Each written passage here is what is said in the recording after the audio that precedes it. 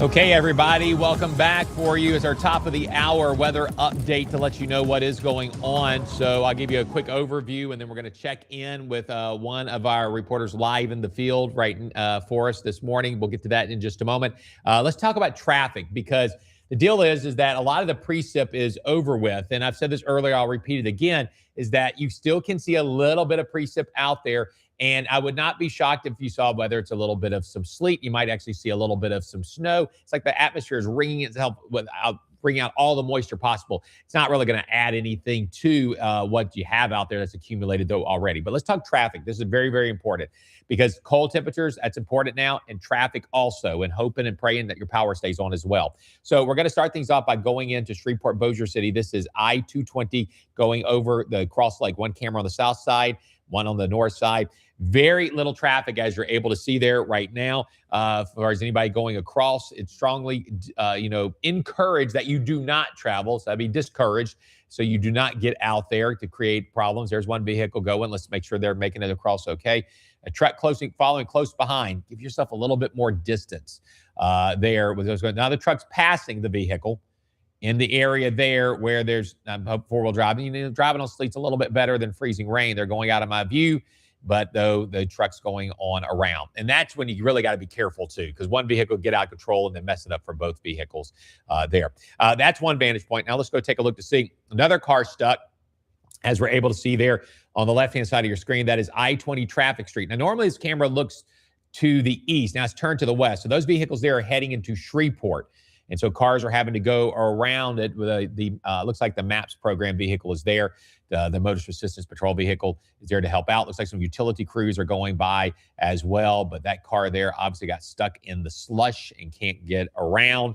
So again, be patient when you are out there. Folks are out there trying to help out. And the utility crews, kudos to you all out there, the hard work, working to get the power back on. I know SWEPCO has brought in a lot of other, as far as crews into town as well to help out. I-49 traffic towards Texarkana. Again, some slow go spots there for you around Texarkana right now. For us, give yourself some time. A live look for you on Interstate 30 there on the north side of town. Well, it must be a little freeze frame shot there, because those vehicles, I'm guessing, should be moving. I'm waiting to see if the picture all of a sudden changes for me. I don't think they're sitting still, though. I think there must be a little frozen picture there going on. Now we're going to jump back down. We're going to go now to Marshall, Texas. And this is what things look like in Marshall right now for us, with the sleet-covered roadways. And then also there over in Longview, Texas as well. Roads are probably also a little bit tricky as well in areas of southeast Oklahoma. And that is where we find our own Madison Edwards, who has been there up in that area. So, Madison, I guess, first of all, you've been out right now, and I know you're telling me there's some snow flurries there going on. How easy is it to get around there? Is the highway department there keeping that main highway that goes through Hochatown open? Because I know that's a very important road. Yeah, Highway 259, they are keeping it open. Right now, I had to spend about 25 minutes scraping the ice off of my car, warming it up, and even attempting to get out of my parking space. Right now, the hotel that we're staying at is plowing kind of the roadways, but not all of the area that we're at, because as you can see behind me, it's a blanket of snow. But underneath all of that is a pile of ice. It's really hard to get traction on our wheels.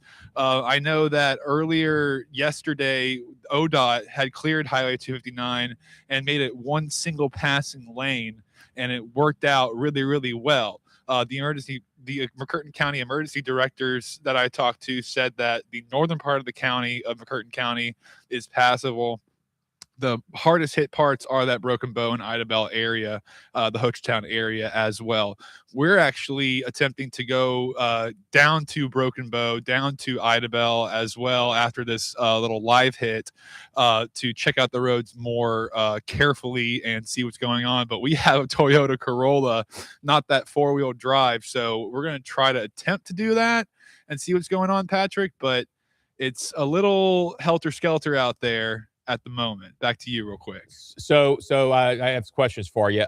One, I mean, you don't tell us where you're staying, but your accommodations there, the power stayed on, you're not having any issues there? Yes, power stayed on for us.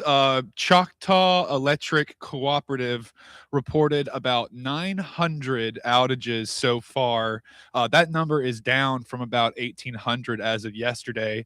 PSO, Public Service Company of Oklahoma, reported about 25 earlier this morning. And the linemen that came to reinforce PSO have actually been staying at the hotel we've been staying at. And it's been cool to kind of talk with them and say, hey, where are you guys from? Well, they're from Louisiana, they're from Oklahoma, they're from Arkansas, and they're helping reinforce the grid. So, two, I've been asking a lot of people this question. Have you eaten all of your winter storm snacks?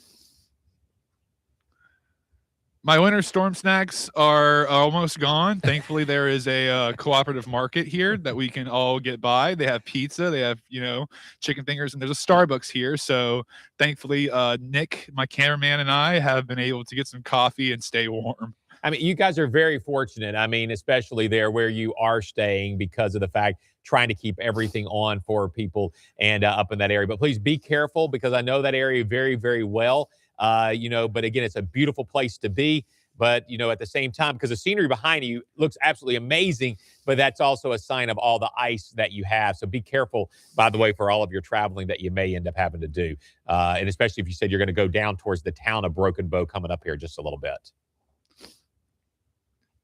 I'm going to try to go down to Broken Bow. We're going to maybe see if we can get to the state park of Broken Bow Lake, but if the roads aren't good, we're not going to ford it. We're going to see what we can do. Yeah, the road, I mean, it'd be interesting to see if you can make it there. You can get some beautiful shots up in that area. If you make it to where, the river is where people go fly fishing, absolutely beautiful, beautiful sights up in that area. But again, we appreciate it, Madison. You do your best, you and Nick, to stay warm. And I'm glad you have a reinforcing supply of winter storm snacks because that's what you got to make sure that you have for sure. We'll check back. We'll check back with you later on today. Okay. Madison Edwards there for us in southeast areas of Oklahoma there. Let's go ahead and take a look at as far as radar imagery is concerned. Now, he said he's seen a little bit of some snow flurries. We're not going to be able to pick that up, typically speaking here. Willis Knight Mega 3 live Doppler radar shows the bulk of the precipits moving on. There's some have a little wrap around. I'm not going to be shocked if you see a little bit, but I don't think we're really going to see too much more in the way of additional accumulation. So please, I cannot emphasize enough, try your best.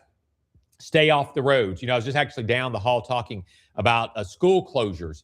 And I know Caddo, I don't believe, has officially put out an announcement. I think there's some others. I personally cannot see how any school in the Arklatex could possibly open school for tomorrow. It's not my decision, obviously, but I can't see how they can, considering what I've seen across the area. Because I think we have there might be a few outlining situations, maybe the extreme southern part. But I think most of them, we have a mess still, and how cold it's going to be tomorrow morning as well. Current temperatures in the teens and 20s, 16 in Idabel, 23 in Carthage, 27 degrees in Shreveport, 31 in Natchitoches. Forecast high temperatures for today, probably not getting above freezing for you, and forecast low temperatures for you as well, 2 degrees DeQueen. These are your lows for tomorrow morning. So I have a 2 there in DeQueen and a 4 in Idabel. You could get very well close to a 0 there. And let's not forget, just a little bit of a breeze, doesn't have to be much, are going to bump wind chill factors down closer to 0 for us tomorrow morning. So keep all that in mind. It is a chilly one out there for right now for sure. And high temperatures tomorrow likely not getting above the freezing mark again. Overall, your forecast for the next few days for you, 29 on your Monday, 31 Tuesday. And in case you can't see it, it's 41 on Friday, low of 29. And then that Saturday is a 29 and a 43. Okay. And so it looks like it's going to warm up this week, but man, every morning looks like it is below freezing temperatures for us. So that is how things are looking right now for us here in the area, folks. Bundle up, be safe, whether you are outside. And here's another thing for you before I wrap it up. If you're walking around your neighborhood in the street, walking down the road, the kids have been playing on bikes and stuff. Drivers, pay attention. The kids are out there having fun, doing things they don't get to normally do. But watch out for them. And for those that are in the street, watch out for the vehicles because that car can get out of whack just like that. And we want everybody to go and be safe. Okay, we'll have another one of these for you coming up at 11 o'clock, folks. We'll see you then.